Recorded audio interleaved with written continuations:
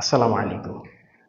আজকে আমি তোমাদের আলোচনা করব ইলেকট্রিক্যাল সার্কিট 2 এর প্রথম অধ্যায়ের গাণিতিক সমস্যাবলী সমাধান নিয়ে। তো আজকের ক্লাসটা খুবই ইম্পর্টেন্ট, তোমরা সবাই গুরুত্ব সহকারে আজকের ক্লাসটা যদি করো, আশা করি এই অধ্যায়ের প্রথম অধ্যায়ের কোনো অঙ্কে তোমাদের প্রবলেম হবে না। তাই খুব গুরুত্ব সহকারে আজকের ক্লাসটা করো, আশা করি উপকৃত হবা। আমি খুব বেসিক থেকে তোমাদেরকে বোঝানোর চেষ্টা করতেছি। দেখো, আমি অলরেডি একটা বেসিক ক্লাস নিয়েছি এই অধ্যায়ের উপরে। তোমরা যারা দেখো নাই, তোমরা অবশ্যই দেখে নিও। আচ্ছা, চলো আমরা আজকে অঙ্কগুলো করি, মূল আলোচনায় ফিরি। দেখো, আমি এখানে একটা সিম্পল অঙ্কের দাগ তুলে রাখছি। কি বলা আছে? একটি প্যারালাল সার্কিটের দুটি শাখার ইম্পিডেন্স 20 প্লাস জে 20 ও 30 প্লাস জে 15 হলে সমতুল্য ইম্পিডেন্স কত হবে? আচ্ছা, কি বলছি? সার্কিট হতে হবে প্যারালাল এবং তার দুইটা শাখা থাকবে। তাহলে প্যারালালের দুইটা শাখা, এই যে প্যারালালের যেহেতু দুইটা শাখা বলছি, তাহলে আমরা এখানে কি যেটা প্যারালালে আমরা অঙ্কন করব, প্যারালালে দুই তারে দিব আর কি। যদি প্যারালাল বলা থাকে তাহলে অবশ্যই দুই তারে হবে। দুইটা শাখা, এই যে একটা শাখার ইম্পিডেন্সকে আমরা Z1 দ্বারা প্রকাশ করছি, আরেকটা শাখার ইম্পিডেন্সকে আমরা Z2 দ্বারা প্রকাশ করছি। আচ্ছা, তারপর বলছি কি সমতুল্য ইম্পিডেন্স বের করো। সমতুল্য ইম্পিডেন্স কি? সমতুল্য ইম্পিডেন্স হলো টোটাল ইম্পিডেন্স। মানে এই দুইটা ইম্পিডেন্সকে ক্যালকুলেশন করলে যে ইম্পিডেন্সটা পাবা সেটাকেই সমতুল্য ইম্পিডেন্স বলতেছে, টোটাল ইম্পিডেন্স বলতেছে। তাহলে দেখো, এই Z1 এবং Z2 কিন্তু প্যারালালে আছে, ওনারা বইলিয়ে দিয়েছে দুইটা প্যারালালে। তাহলে যেহেতু দুইটা প্যারালালে আছে, সেজন্য আমরা একটা Z1 বলতে একটা মান বুঝতেছি, Z2 বলতে আরেকটা মান বুঝতেছি। এই দুইটা মান আমরা এখানে লিখলাম, মাঝখানে প্যারালাল চিহ্ন দিয়ে দিলাম। এখন দেখো, এটা আমরা যদি একটু ক্যালকুলেশন করি, তোমাদের তো অনেকের এই ম্যাথগুলোতে ক্যালকুলেশনের প্রবলেম হয়, সেজন্য আমি ভাবলাম তোমাদেরকে ক্যালকুলেশনটাও দেখায় দিব। দেখো কিভাবে আমরা ক্যালকুলেটারে এটা কাজ করব। ফার্স্টে আমি একাধিক ব্র্যাকেট দিয়ে নিব, একটু বেশি হোক সমস্যা নাই, কম হলে কিন্তু সমস্যা হবে, ম্যাথ সলভ হবে না। আচ্ছা, তারপর দেখো এখানে 20 আছে, 20 প্লাস, তারপর দেখো এখানে যে 20 আছে, তাহলে আমরা 20টা লিখলাম। আর জের পরিবর্তে এখানে আই ব্যবহার করব, সেটা শিফট ইঞ্জিনিয়ারে চাপ দিলেই আই চলে আসতেছে। তারপর ব্র্যাকেট দিয়ে আটকাইলাম।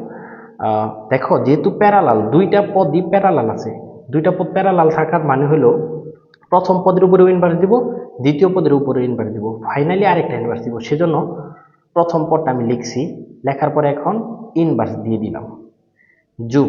এখন দ্বিতীয় পদ লিখব। দ্বিতীয় পদটা কি? 30 প্লাস,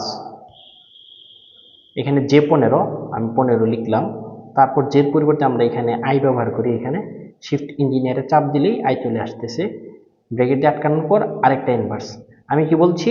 প্যারালাল থাকলে ওই দুইটা পদের উপর আলাদা আলাদা ইনভার্স দিব, পরে ব্র্যাকেট দিয়ে আরেকটা ইনভার্স। সেজন্য ব্র্যাকেট দিয়ে আটকানোর পর আরেকটা ইনভার্স দিয়ে নিলাম। তারপর সমান সমানে চাপ দিলে আমাদের মান চলে আসছে। প্রথমে যে মানটা আসে সেটা রেক্টেঙ্গুলার ফর্মে আসে।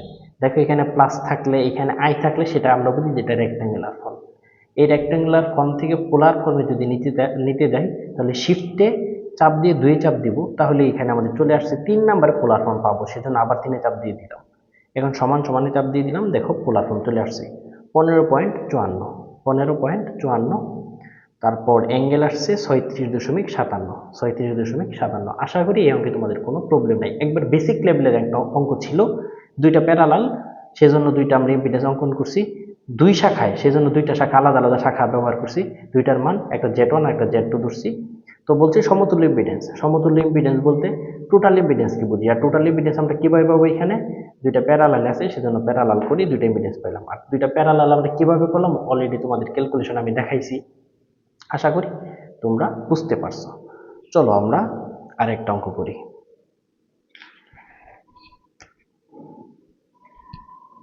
দেখো, অঙ্কটা খুব ভেরি ভেরি ইম্পর্টেন্ট। বলছি কি, দেখো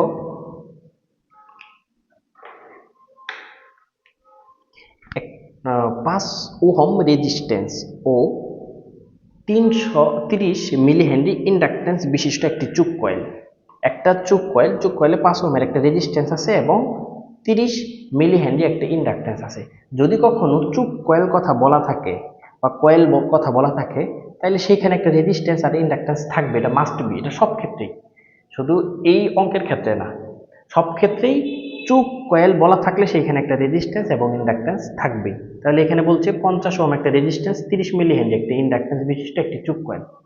তাহলে এখানে যেহেতু আমাদের একটা চুক কয়েল বলা আছে, রেজিস্ট্যান্স ইন্ডাকট্যান্স থাকবে। তারপর কি বলছে, এই চুক কয়েলের সাথে 300 মাইক্রোফ্যারাডের একটি ক্যাপাসিটর প্যারালালে যুক্ত আছে। কোশ্চেনটা একটু ভালো করে বুঝো, যে একটা রেজিস্ট্যান্স একটা ইন্ডাকট্যান্স চুক কয়েলের একটা রেজিস্ট্যান্স ইন্ডাকট্যান্স, এই কয়েলের সাথে 300 মাইক্রোফ্যারাডের একটি ক্যাপাসিটর প্যারালালে যুক্ত করে 250 ভোল্ট সরবরাহ এবং 250 ভোল্ট 50 হার্জ উৎসের সাথে সংযোগ করা হলে নির্ণয় করো সমতুল্য ইম্পিডেন্স। তাহলে দেখো, যদি আমরা একটু চিত্র অঙ্কন করি, একটা কয়েল, সেই কয়েল একটা রেজিস্ট্যান্স থাকবে, তারপর কি থাকবে, আরেকটা কি ইন্ডাকট্যান্স থাকবে, ভালো কথা। তারপর কি বলছে, এর সাথে একটা ক্যাপাসিটর যুক্ত করতে হবে আমাদের। এদিকে যুক্ত করে দিই একটা ক্যাপাসিটর, হ্যাঁ যুক্ত করে দিলাম ক্যাপাসিটর। তাহলে ক্যাপাসিটরটা যেহেতু প্যারালালে, বলছি কি চুক কয়েলের সাথে 300 মাইক্রোফ্যারাডের একটি ক্যাপাসিটর প্যারালালে আছে, সেজন্য ক্যাপাসিটরটা অন্য আরেকটা তারে আমরা দিছি। এখানে আমরা সরবরাহ ভোল্টেজ দিয়ে দিলাম, সোর্স দিয়ে দিলাম। তাহলে দেখো, এটা একটা কয়েল, সেই কয়েলের মধ্যে কি আছে, আমাদের একটা রেজিস্ট্যান্স আছে আর একটা ইন্ডাকট্যান্স আছে। এই রেজিস্ট্যান্স ইন্ডাকট্যান্সের সাথে প্যারালালে একটা ক্যাপাসিট্যান্স আছে, সেজন্য আরেকটারে দিলাম। এটা কি 250 ভোল্ট সরবরাহ দেওয়া হয়েছে, 250 ভোল্ট সরবরাহ আর 50 হার্জ। আচ্ছা, এখন বলছি সমতুল্য ইম্পিডেন্স। তাহলে দেখো, এখানে রেজিস্ট্যান্সের মান কত, 5 ওহম, আর ইন্ডাকট্যান্সের মান 30 মিলি হেনরি, ক্যাপাসিট্যান্সের মান 300 মাইক্রোফ্যারাড। তাহলে এখন দেখো, এখানে আমাদের কি বের করতে বলছি, সমতুল্য ইম্পিডেন্স। তাহলে দেখো, আমরা যে সমতুল্য ইম্পিডেন্স বের করব, এই তারে দুইজন ব্যক্তি আছে, এই তারে একজন ব্যক্তি আছে, তাহলে এদের সবার ক্যালকুলেশন করে ফেলতে পারলেই সমতুল্য ইম্পিডেন্স হয়ে যাবে। কিন্তু একটু সমতুল্য ইম্পিডেন্স বের করার আগে আমাদের এখানে একটু কাজ করতে হবে, সেটা হলো, দেখো এটা কিন্তু আমাদের রেজিস্ট্যান্সের একক হলো ওহম, আর ইন্ডাকট্যান্সের এককটা আছে কি মিলি হেনরি, ক্যাপাসিট্যান্সের আছে কি মাইক্রোফ্যারাড। তাহলে সবগুলা কিন্তু ওহমিক ভ্যালুতে নিয়ে তারপর কাজ করতে হবে। এই মিলি হেনরিরেও ওহমিক ভ্যালুতে নিতে হবে, এই মাইক্রোফ্যারাডেও ওহমিক ভ্যালুতে নিতে হবে, তারপর আমাদের কাজ করতে হবে। টোটাল জেড বের করার আগে এই এল সমান কত দেওয়া আছে, 30 মিলি হেনরি, এই এল রে এক্সেলে রূপান্তর করব। এল এর একক হলো মিলি হেনরি, এক্সেলে তাহলে আমরা এল সমান 300 মিলি হেনরি আছে। এখন তাহলে আমরা এক্সেলটা বের করি। এক্সেলের সূত্র হলো আমাদের 2 পাই এফ এল, এফ এর মান কত 50, আর এল এর মান কত আমাদের 300 ইন্টু 10⁻³ সরি 30 ইন্টু 10⁻³, কারণ আমাদের ইন্ডাকট্যান্সের মান কত 30 মিলি হেনরি, তাহলে 30 লিখলাম, আর মিলি থাকার জন্য 10⁻³ তো এটা যদি আমরা ক্যালকুলেশন করি 9.42 আসবে। আচ্ছা, তারপরে আসে কি এক্সসি। আচ্ছা, এক্সসি সমান আমরা কি জানি 1/2 পাই এফ, এফ এর মান 50, সি এর মান কত, এই যে 300 ইন্টু 10⁻⁻6 মাইক্রো, এই মাইক্রোর জন্য 10⁻⁻6 আসছে। তো এটা যখন আমরা এই যে ক্যালকুলেশন করলাম, তাহলে দেখো আমাদের 1/2 পাই, পায়ের মান হলো 3.1416, 2 পাই এফ, এফ এর মান 50, আর সি হইল 300, আর মাইক্রো থাকার জন্য 10⁻⁻6 গুণ হবে সাথে। তো এটা ক্যালকুলেশন করলে আমাদের কত 10.61 ওহম। তাহলে দেখো, এখন আমরা জেড অনায়াসে বের করতে পারবো। তাহলে এইখানেও দেখো, এই তারের রেজিস্ট্যান্স আর ইন্ডাকট্যান্স যেই তারে আছে, এই তারেরকে আমরা Z1 দ্বারা দেখাচ্ছি। এখানে আমরা এটাকে Z1 দ্বারা প্রকাশ করলাম, এটা Z1, আর এই ক্যাপাসিটেন্সের তারটাকে আমরা Z2 দ্বারা প্রকাশ করলাম, Z2। তাহলে দেখো, Z1 এবং Z2 দুইজন কিন্তু প্যারালালে আছে। তাহলে Z1 টোটাল জেড আমরা যখন বের করব, তাহলে Z1 এর সাথে প্যারালালে আছে কি Z2। আচ্ছা, এখন বলো তো Z1 এ কে আছে, রেজিস্ট্যান্স আর ইন্ডাকট্যান্স, ওরা কিন্তু সিরিজে। তাহলে রেজিস্ট্যান্স Z1 এ আছে কি রেজিস্ট্যান্স যোগ ইন্ডাকট্যান্স, ইন্ডাকট্যান্সের মান কত জে তো দিতেই হবে, তারপরে 9.42, ইন্ডাকট্যান্স ক্যাপাসিটেন্সের আগে জে দিতে হয়। তাহলে Z1 এ রেজিস্ট্যান্স আছে আর ইন্ডাকট্যান্স আছে, রেজিস্ট্যান্সের মান 5, ইন্ডাকট্যান্সের মান 9.42, আর তার আগে আমাদের জে দিতে হবে যেহেতু এটা ইন্ডাকট্যান্স। তারপরে যে ব্র্যাকেট দিয়ে আটকে নিলাম, তারপরে যে প্যারালাল, এই যে প্যারালাল দিলাম। এখন দেখো Z2 তে কে আছে? শুধু ক্যাপাসিটেন্স আছে, এখানে রেজিস্ট্যান্স নাই, শুধু ক্যাপাসিটেন্স।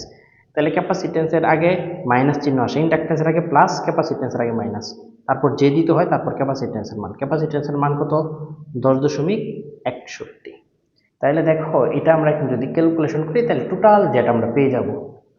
তাহলে আমরা এটা একটু ক্যালকুলেশন ফার্স্টে একটু বেশি ব্র্যাকেট দিব, তারপর দেখো 5 প্লাস 9.42, তারপর জেড পরিবর্তে আমরা আই ব্যবহার করি, সেটা শিফট ইঞ্জিনিয়ার দিলে আই চলে আসে, ব্র্যাকেট দিয়ে তারপর আমরা একটা কি ইনভার্স দিব, তারপর কি যোগ, তারপর আবার আমরা মাইনাস 10.61, তারপর শিফটে চাপ দিয়ে আমরা আই তুলে নেব, তারপর কি ব্র্যাকেট দিয়ে আবার ইনভার্স দিব, আর দুইটাকে আবার আরেকটা ব্র্যাকেট দিয়ে ইনভার্স দিয়ে দিব।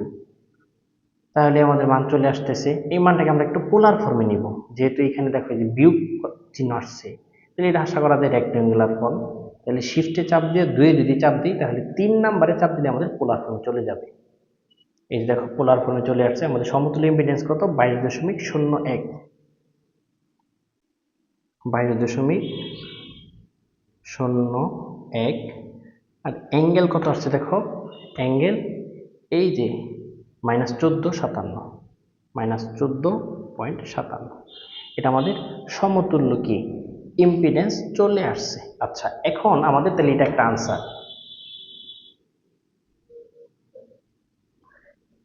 তারপরে আমাদের কি বলছে দেখো, পাওয়ার বের করতে বলছে, তাই না? আচ্ছা, পাওয়ারের সূত্র কি বলতো? পাওয়ারের তো বেশ কয়েকটা সূত্র ইউজ করা যায়। তাহলে আমরা এখানে পাওয়ারের সূত্র ব্যবহার করব P = BI cos θ। পাওয়ারের সূত্র ব্যবহার করব কোনটা? P = BI cos θ, এই সূত্রটা ইউজ করব। তাহলে দেখো, যদি এখানে তোমাকে একটু দেখাই, পাওয়ারের সূত্র P = BI cos θ, এটা ইউজ যদি করি, এখানে দেখো বি এর মান কিন্তু আমরা জানি যে 250, আইটা জানি না, আইটা বের করতে হবে। তাহলে এই আইটি আমরা এখানে বের করি। দেখো আই = আমরা কি জানি? B/Z। তাহলে দেখো এখানে বি এর মান কত? বি এর মান 250, আর জেড এর মান কত? 22.01, অ্যাঙ্গেল 14.57। তাহলে আমার কিন্তু এখানে জেড এর মান আগে বের করা আছে, এটা আর তুলতে হবে না। তাহলে 250 ভাগ আর্মস দিয়ে দিলাম, যেহেতু জেড এর মান আমার আগে বের করা ছিল, অলরেডি আমার কারেন্ট চলে আসছে। তাহলে শিফটে চাপ দিয়ে আমরা 2 যদি চাপ দিই, তাহলে 3 এ চাপ দিলে আমাদের পোলার ফর্মে চলে আসবে। তাহলে দেখো আমাদের অলরেডি কারেন্ট চলে আসছে 11.35।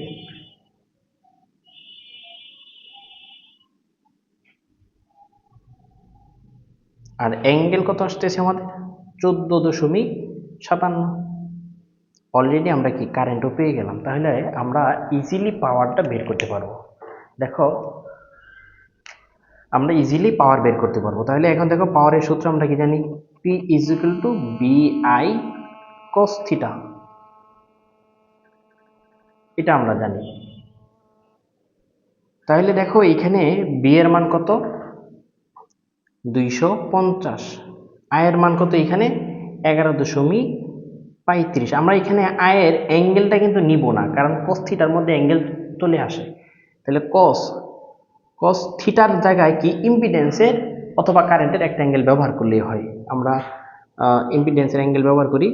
আর cos তো মাইনাস, কসের সাথে অ্যাঙ্গেলে যদি কখনো মাইনাস থাকে, সেই মাইনাস কস হজম করে ফেলে, যার ফলে কসের সাথে কোনো মাইনাস ওটা দেওয়া লাগে না। তাহলে 14.57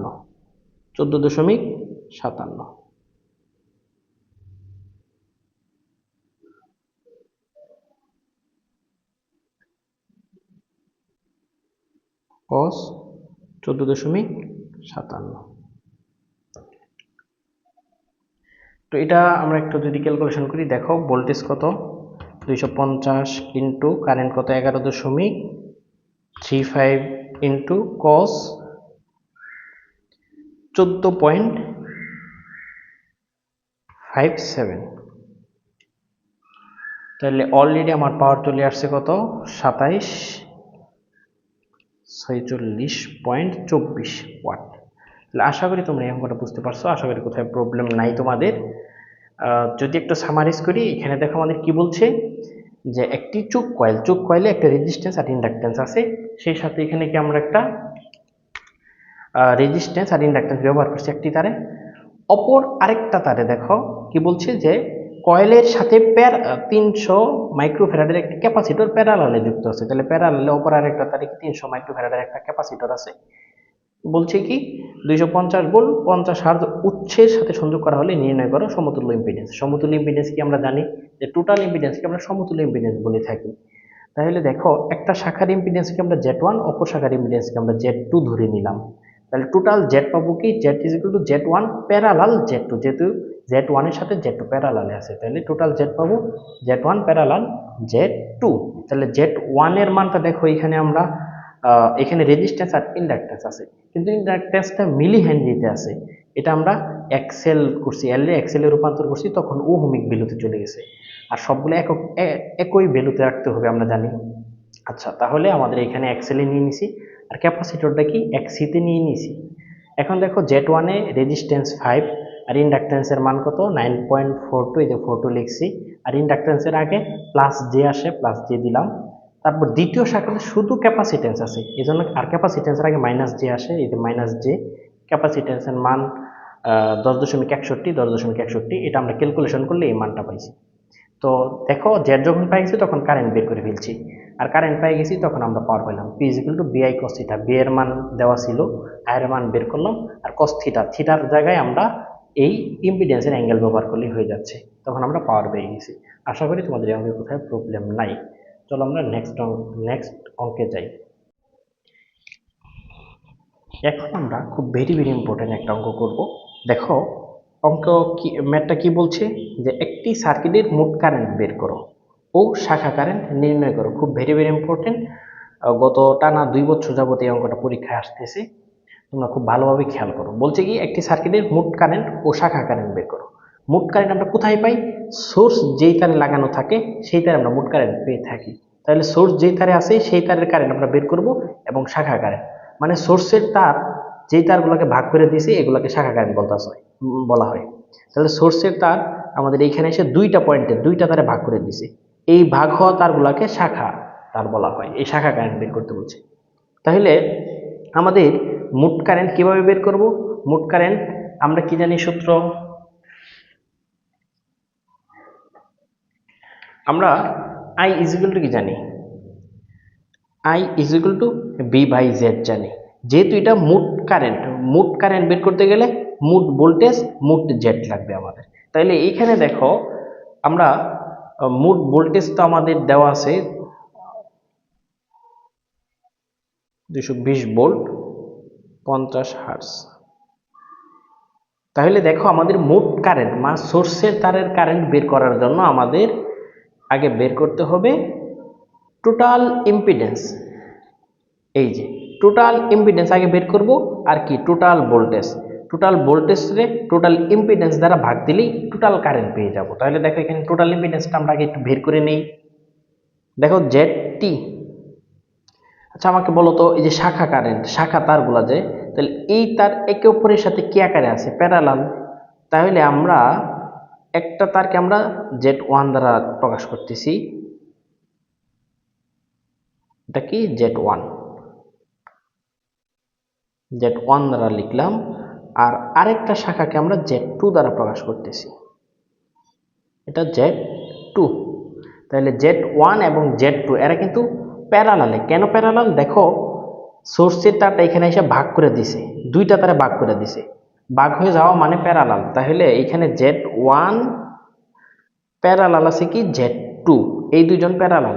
আচ্ছা এই দুইজন যখন প্যারালাল করে ফেলবো তখন তো আমাদের দুইজন এই পুরাটা একটা হয়ে যাবে। যেমন ধরো তখন সার্কিট এমন হয়ে যাবে না, একটা রেজিস্ট্যান্স থাকবে, একটা কি ইন্ডাকট্যান্স থাকবে, আর এই Z1 এবং Z2 মিলিত হয়ে একটা হয়ে যাবে না? আমরা যদি ক্যালকুলেশন করার পর তখন তো একটাতে হয়ে যায়, তাহলে তখন সার্কিট এমন হয়ে যাবে না?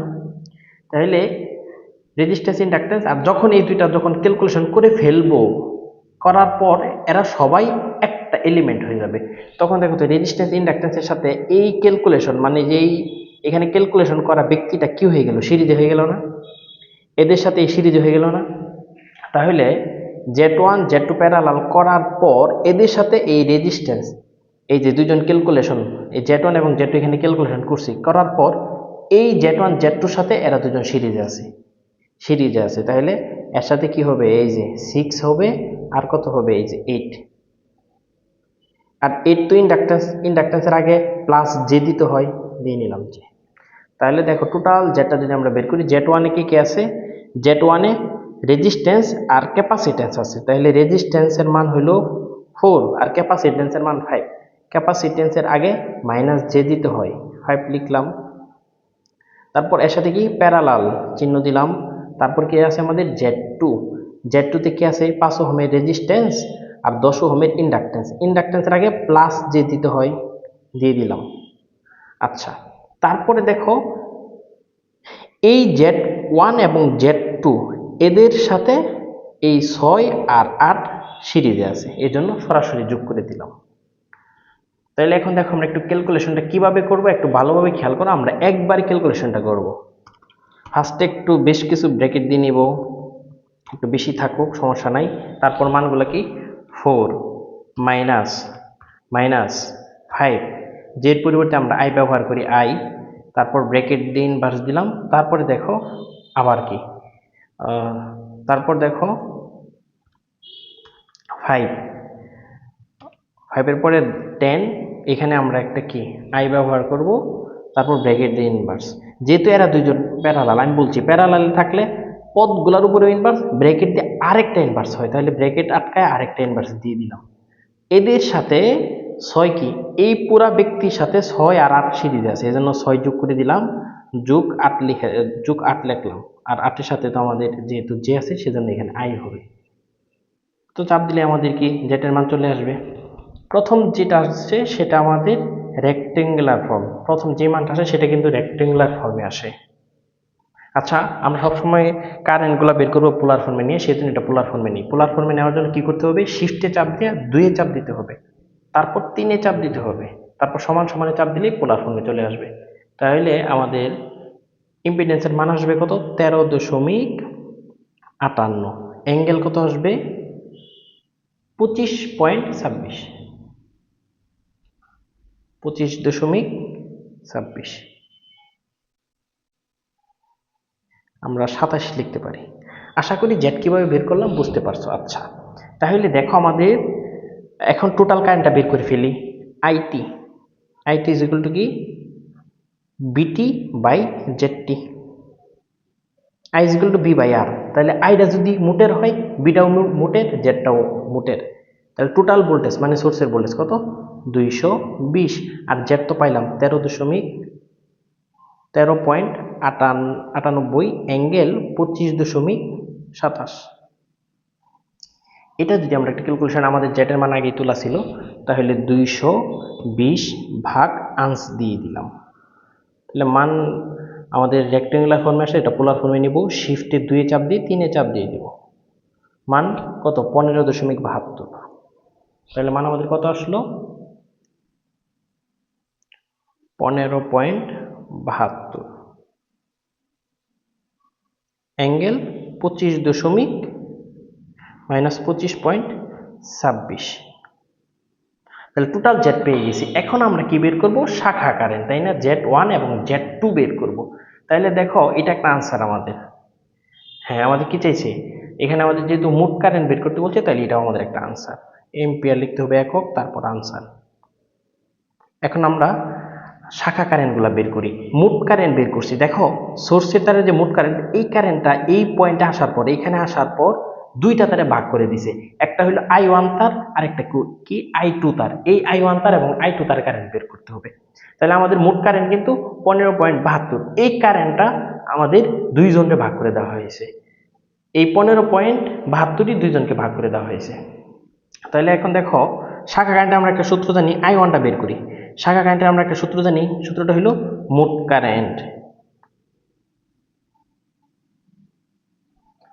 কারেন্ট অ্যাঙ্গেল কত, অ্যাঙ্গেল ব্যবহার করি আমরা 25.27।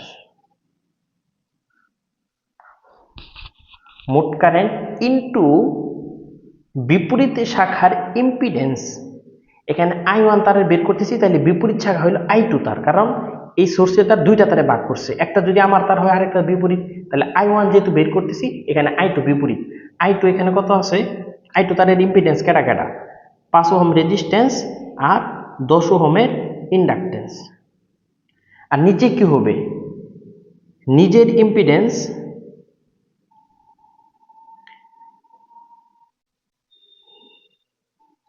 নিজের ইম্পিডেন্স কত আছে 4 মাইনাস J5, নিজের ইম্পিডেন্স যোগ অপর শাখার ইম্পিডেন্স, অপর শাখা থেকে আছে 5 প্লাস J10। এটা আমরা একবারে ক্যালকুলেশন করে ফেলতে পারি। দেখো মোট কারেন্ট 15 পয়েন্ট কত 72, শিফট অ্যাঙ্গেল দেওয়ার পর দেখো কত মাইনাস 25.27। একটু ব্রেকেট দিয়ে আটকায় নিব, না হলে অ্যাঙ্গেলের সাথে পরবর্তী মান গুণ হয়ে যায়। তাহলে ব্রেকেট দিয়ে আটকানোর পর মোট কারেন্ট লিখছি ইনটু বিপরীত ইম্পিডেন্স, বিপরীত ইম্পিডেন্স কত 5 প্লাস J10। আচ্ছা নিচে আসো, নিচে কি হবে, নিজের ইম্পিডেন্স, নিজের ইম্পিডেন্স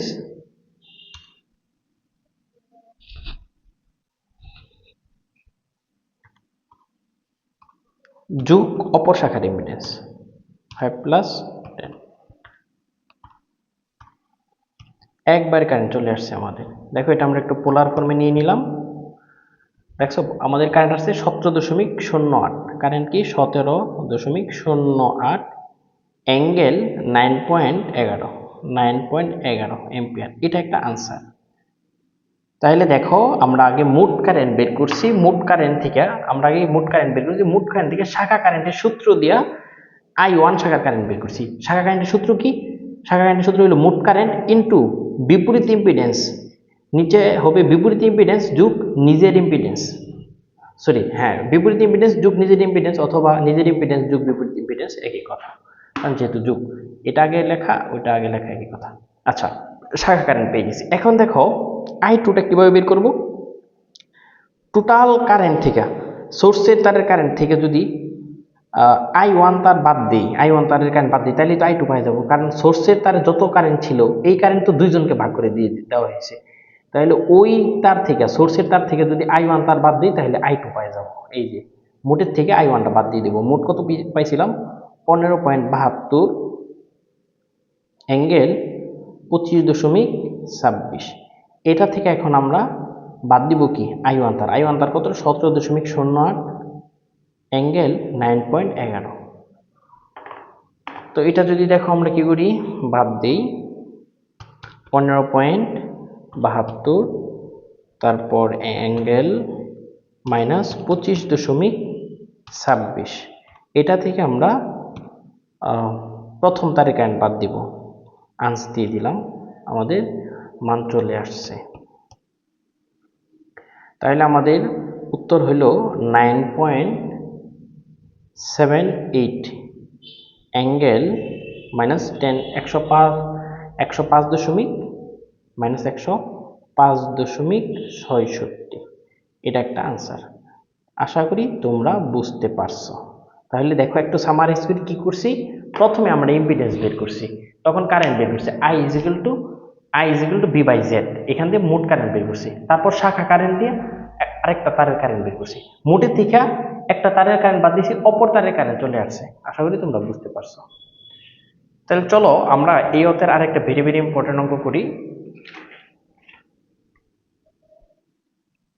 দেখো আমাদের এই অঙ্কে কি বলছে, যে চিত্রের প্রদত্ত বর্তনীর ক্ষেত্রে নির্ণয় করো সমতুল্য অ্যাডমিটেন্স, মোট কারেন্ট, পাওয়ার ও ভেক্টর ডায়াগ্রাম।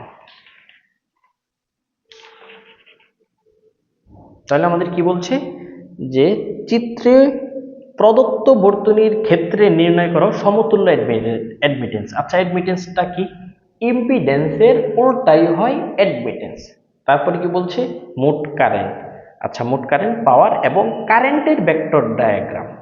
তাহলে চলো আমরা এই অঙ্কটা একটু করি, যেহেতু ভেক্টর ডায়াগ্রাম চাইছে সেজন্য অঙ্কটা একটু ইম্পর্টেন্ট, সেজন্য আমি তোমাদের করাচ্ছি। একটু ভালোভাবে খেয়াল করো। তাহলে দেখো, আমাদের মোট কারেন্ট, কারেন্ট বের করতে গেলে আগে ইম্পিডেন্স লাগবে, কারণ কারেন্টের সূত্র আমরা কি জানি, I is equal to V by Z। তাহলে কারেন্ট বের করতে গেলে ইম্পিডেন্স আগে বের করতে হবে। তাহলে এখান থেকে আগে আমরা ইম্পিডেন্স বের করি।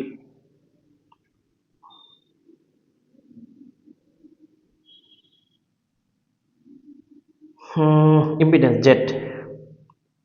ZT is equal to, দেখো এখানে তিনটা তার কিন্তু প্যারালাল। তাহলে তিনটা তার যেহেতু প্যারালাল, প্রথম তারে হয়েছে 5 ওহমের রেজিস্ট্যান্স আছে, তারপর এর সাথে প্যারালালে আছে কি দ্বিতীয় তারের ইন্ডাকট্যান্স, ইন্ডাকট্যান্সের আগে প্লাস চিহ্ন আসে, প্লাস তো সামনে দিতে হবে না, তারপর যে কত 10। তারপরে আসো এর সাথে কি আছে তৃতীয় তার তো প্যারালাল, তৃতীয় তারে কি আছে ক্যাপাসিট্যান্স, ক্যাপাসিট্যান্সের আগে মাইনাস দিতে হয়, তারপর যে দিতে হয় 6। তিনটা তারে এই তিনটা এলিমেন্ট আছে, তাহলে আমরা এই তিনটা এলিমেন্ট প্যারালাল করে দিছি। এখন দেখো মানটা বের করে নিয়ে আসি। 5 ইনভার্স যোগ 10 শিফট আই ইনভার্স যোগ মাইনাস 6 শিফট আই ইনভার্স, ব্র্যাকেটে আরেকটা ইনভার্স। তাহলে আমাদের টোটাল ইম্পিডেন্স আসতেছে, শিফট 2 3 চাপ দিই তাহলে আমাদের পোলার ফর্মে চলে আসবে। আমাদের টোটাল ইম্পিডেন্স আসতেছে কত দেখো,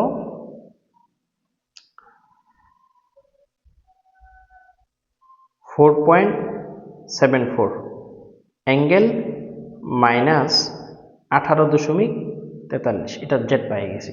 তাহলে জেড যেহেতু বের করতে পারছি, তাহলে আমরা কারেন্ট বের করতে পারবো। তাহলে current I is equal to IT is equal to B by Z। B এর মান কত 220 অ্যাঙ্গেল 0 B by Z, যেটা আছে কত 4.74 অ্যাঙ্গেল মাইনাস 18.43। তাহলে দেখো আমার যেহেতু জেটের মান ক্যালকুলেটর অলরেডি আছে, সেজন্য আমরা কি করব 220 অ্যাঙ্গেল 0, অ্যাঙ্গেল 0 দেওয়া লাগে না, তবু আমি দিচ্ছি। এটার সাথে আমরা অ্যাঙ্গেল যখন দিবা তখন ব্র্যাকেটে আটকায় নিও, না হইলে পরবর্তী মানটা শুধু অ্যাঙ্গেলের সাথে হিসাব হয়, পুরাটার সাথে হিসাব হয় না। আচ্ছা, তাহলে এই মানের সাথে আমরা কি ভাগ দিব, ভাগ আনস মানে impedance I is equal to B by Z। B এটা, আর Z তো আমার ক্যালকুলেটর আগেই ছিল, সেজন্য আনস চাপ দিলে হয়ে যাচ্ছে। তাহলে দেখো আমাদের টোটাল কারেন্ট আমরা পেয়ে যাচ্ছি কত 46.38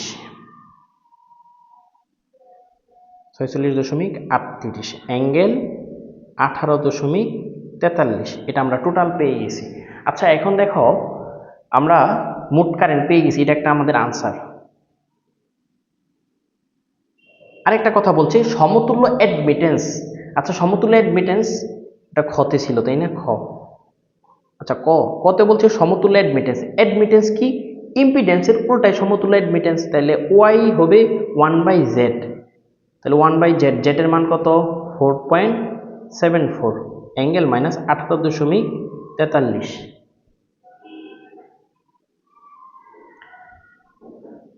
তাহলে দেখো 1/4.74, তারপর শিফট অ্যাঙ্গেল মাইনাস 18.43।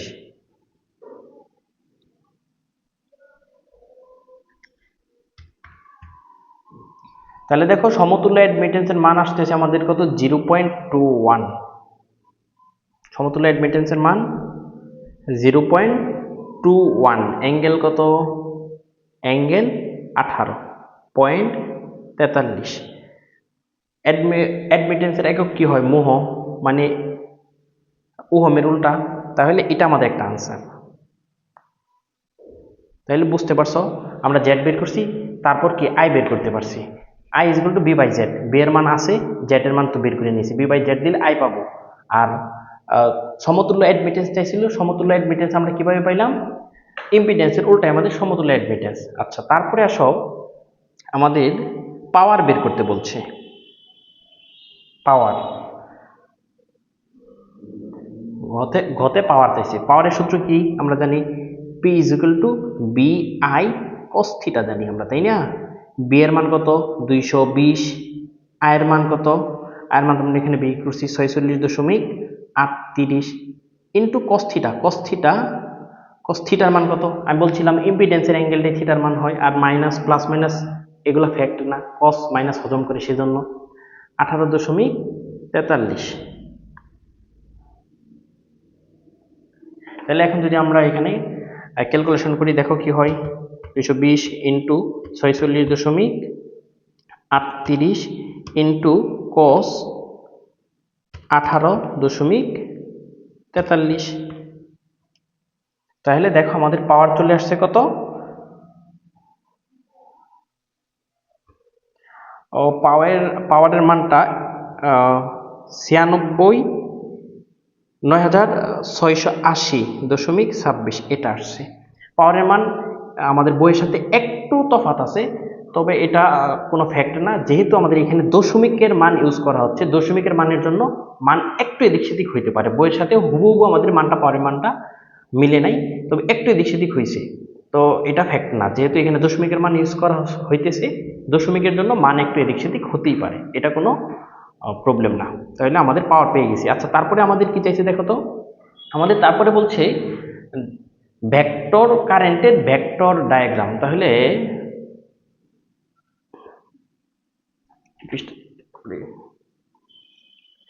আচ্ছা দেখো এখানে কি চাইছে, কারেন্টের ভেক্টর ডায়াগ্রাম। তাহলে কারেন্টের ভেক্টর ডায়াগ্রাম যদি তুমি অঙ্কন করো, তাহলে প্রত্যেকটা কারেন্টের মান এবং দেখো এখানে প্রত্যেকটা শাখার, এই যে I1 I2 I3, প্রত্যেকটা কারেন্টের মান জানা থাকতে হবে এবং এদের অ্যাঙ্গেলগুলো জানা থাকতে হবে। তাহলে দেখো আমরা প্রত্যেকটার কারেন্ট একটু বের করি। কিভাবে বের করব? দেখো আমরা কি জানি, প্যারালালে ভোল্টেজ সমান। তাহলে এইখানে যেহেতু 220 ভোল্ট, তাহলে এর প্যারালালে এই তার, এটার সাথে এই তার প্যারালাল, এটার সাথে এটা প্যারালাল। আমরা জানি পাশাপাশি থাকা মানে কি প্যারালালে থাকা। তাহলে দেখো প্যারালালে ভোল্টেজ সমান, তাহলে কিন্তু এই 220 ভোল্ট প্রত্যেকটার জন্যই 220 ভোল্ট। ভোল্টেজ কিন্তু তিনোটারই সেম, তিনটা শাখারই ভোল্টেজ সেম হবে, কারণ এই তিনোটাই প্যারালালে আছে, এই সোর্সের সাথে প্যারালালে আছে, আর প্যারালালে ভোল্টেজ সমান। তাহলে এটারও ভোল্টেজ, এইটারও ভোল্টেজ, এবং এই তিনোটার ভোল্টেজ সেম। আচ্ছা, তো এটা ভোল্টেজের কথাটা কেন আসলো?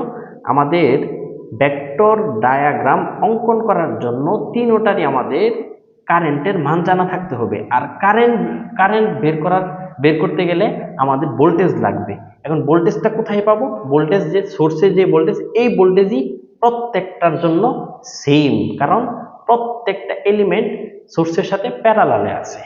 তাহলে দেখো আমরা I1টা বের করি।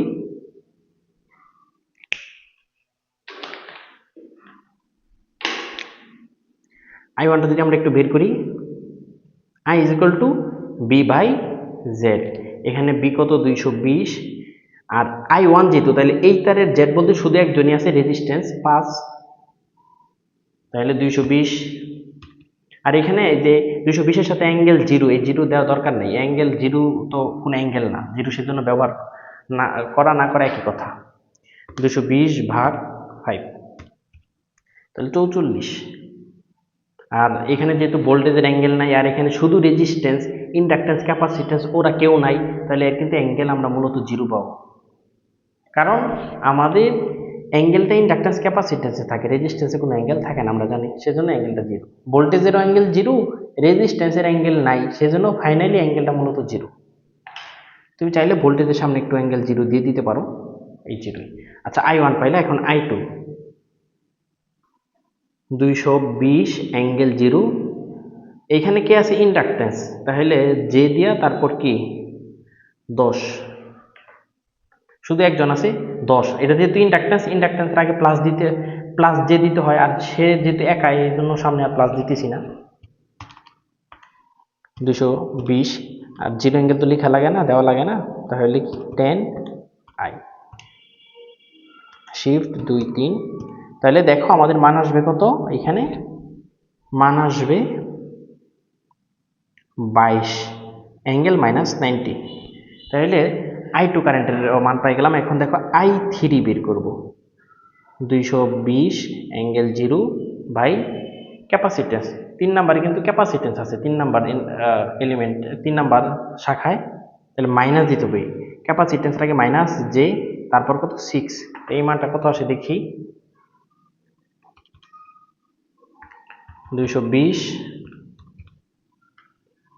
মাইনাস 6, তাহলে এই মানটা আমাদের আসতেছে 36.67 অ্যাঙ্গেল 90 ডিগ্রি।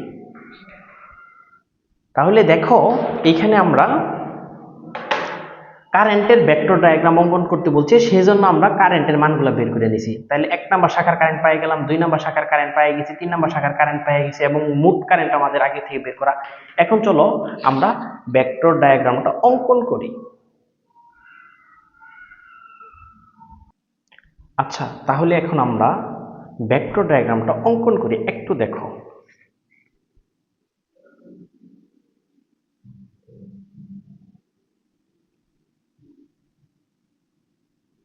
দেখো এইখানে আমাদের কারেন্ট 1, এইটার কোনো অ্যাঙ্গেল নাই, মানে সে আনুভূমিকে অবস্থান করতেছে। এই যে আনুভূমিক, আমরা একটা অক্ষরেখা অঙ্কন করছি, এই অক্ষের উপরেই 1 নাম্বার কারেন্টের অবস্থান আছে, কারণ তার কোনো অ্যাঙ্গেল নাই, 0 ডিগ্রি অ্যাঙ্গেল। তারপরে আসো I2, I2 দেখো -90 ডিগ্রি, মানে নিচ দিকে, সে নিচ দিকে 90 ডিগ্রি চলে আসছে। নিচ দিকে কত ডিগ্রি? 90 ডিগ্রি নিচ দিকে। তাহলে এখানে পাবো কি আমরা? I2 এর মান পাবো। আচ্ছা, তারপরে দেখো তাহলে এটা I1 আর এটা কি I2। আচ্ছা, তারপরে দেখো, তারপরে I3, এটা কি? এটার অ্যাঙ্গেলটা দেখো +90 ডিগ্রি, মানে উপরের দিকে, 90 ডিগ্রি উপরের দিকে পাবো, 90 ডিগ্রি উপরের দিকে পাবো। আচ্ছা, এখন দেখো এখানে আমরা এটা কি I3। এখন দেখো I2 এবং I3 একই রেখায় যেহেতু অবস্থিত, আর I2 এর মান কত? I2 এর মান দেখো যে 22, আর I3 এর মান কত? 36। তাহলে আমরা এই 36 থেকে যদি 22 বাদ দিয়ে দিই, এখানে I2 থেকে, I3 থেকে, মানে I3 তো 36 পর্যন্ত, 36 থেকে ধরো বাদ দিয়ে দিছি, 22 বাদ দিয়ে দিছি, মানে এটা উপরে তুলে নিছি। এটা যেহেতু একই রেখায় অবস্থিত, I3 এবং I2 যেহেতু একই রেখায় অবস্থিত, তাহলে I2টা যদি উপরে নিয়ে তুলে নেই, মানে একই একই কোয়াড্রেন্টে নিয়ে আসি, একই পাশে দুজনকে নিয়ে আসি, তাহলে আমাদের কি হবে? এটা যেহেতু নিচে, এটা যেহেতু নিচে, তাহলে উপর, এটা যেহেতু উপরে, উপর থেকে এটা নিচেটা বাদ হবে, বিয়োগ দিতে হবে।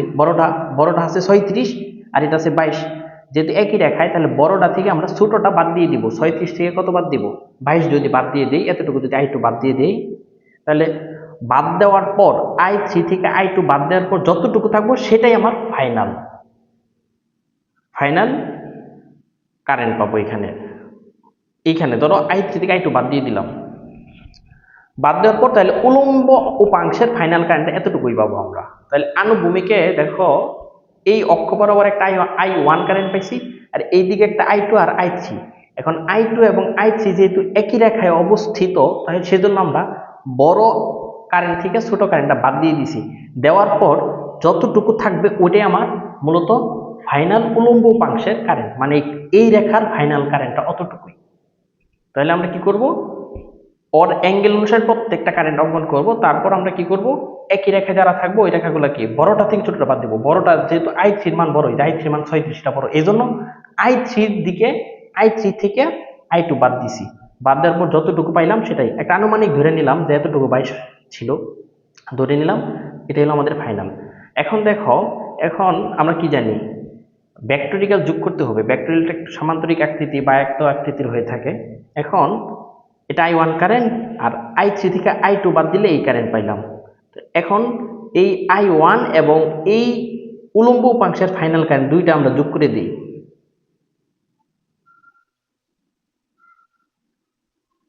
আর এইখানে আমরা যে অ্যাঙ্গেলটা পাবো, এই যেখানে যোগ হয়েছিল, এটাই আমাদের মূলত টোটাল কারেন্ট। টোটাল কারেন্টের অ্যাঙ্গেল কত ছিল? পজিটিভ দিকে, পজিটিভের দিকে 18., যে টোটাল কারেন্টের অ্যাঙ্গেল ছিল 18.43। এটা কোন দিকে ছিল? পজিটিভ দিকে, প্লাস মানে পজিটিভ দিকে, যে পজিটিভ দিকে 18.43। তাহলে আমরা এখন কি করলাম একটু ভালো করে দেখো। আমরা প্রত্যেকটা current, I1 current 0 degree angle, সেজন্য আমরা আনুভূমিকে অঙ্কন করছি। I2 কারেন্ট -90 ডিগ্রি, সেজন্য নিচের দিকে। I3 কারেন্ট প্লাস 90 ডিগ্রি, সেজন্য উপর দিকে, যেহেতু I1 এবং I1 এবং I2 একই রেখায় অবস্থিত হয়েছে, সেজন্য বড়টা থেকে ছোটটা বাদ দিয়ে দিছি। বাদ দেওয়ার পর এই যতটুকু থাকবে ওটি উলম্ব উপাংশের কারেন্ট। আর আমরা তো এখানে চিত্রের মাধ্যমে দেখাচ্ছি, তা সেজন্য ধরে নিলাম যে এতটুকু আমাদের I2 ছিল, 3 থেকে এতটুকু বাদ দিয়ে দিছি। তাহলে এখন বাদ দেওয়ার পর এই উলম্ব উপাংশের ফাইনাল কারেন্ট এটা। তাহলে আনুভূমিকের এইখানে এইদিকে আর উলম্বের এইটুকু, এই দুইটাকে যদি আমরা যোগ করি, যেখানে এরা মিলিত হবে ওই মিলিত কারেন্টে আমাদের টোটাল কারেন্ট, এই যে টোটাল কারেন্ট 18.43, ওইটি আমাদের 18.43 হইলো আর কি। বুঝতে পারছো? আশা করি তোমরা বুঝতে পারছো। এটা 90 ডিগ্রি নিচের দিকে ছিল আর উপরের দিকেটা 90 ডিগ্রি ছিল, আর ফাইনাল কারেন্টটা 18 ডিগ্রি ব্যবধান ছিল। এটাই আমাদের ভেক্টর ডায়াগ্রাম। আশা করি তোমরা বুঝতে পারছো, কোথায় কোনো প্রবলেম নাই। একটু যদি সামারাইজ করি, I1 current, I2 current, I3 current, I3 থেকে I2 বাদ দিছি, ফাইনালটাই হলো এই উলম্ব মানে এই রেখার ফাইনাল কারেন্ট হলো এই পয়েন্টে। 3 থেকে 2 বাদ দেওয়ার পর ফাইনাল কারেন্ট এটা। তারপরে এখানে এই উলম্ব আনুভূমিকের কারেন্ট এবং উলম্ব কারেন্ট এই দুইটাকে যোগ করে দিব, যেখানে মিলিত হবে ওটা আমাদের ফাইনাল কারেন্টের রেখা, ভেক্টর চিত্র এটাই। আশা করি বুঝতে পারছো, আর কোথায় প্রবলেম নাই। ইনশাল্লাহ নেক্সট ক্লাস দেখার আমন্ত্রণ রইল। আজ এই পর্যন্তই। আমাদের চ্যানেলটা সাবস্ক্রাইব করে রাখো নিয়মিত ভিডিও পেতে। আসসালামু আলাইকুম।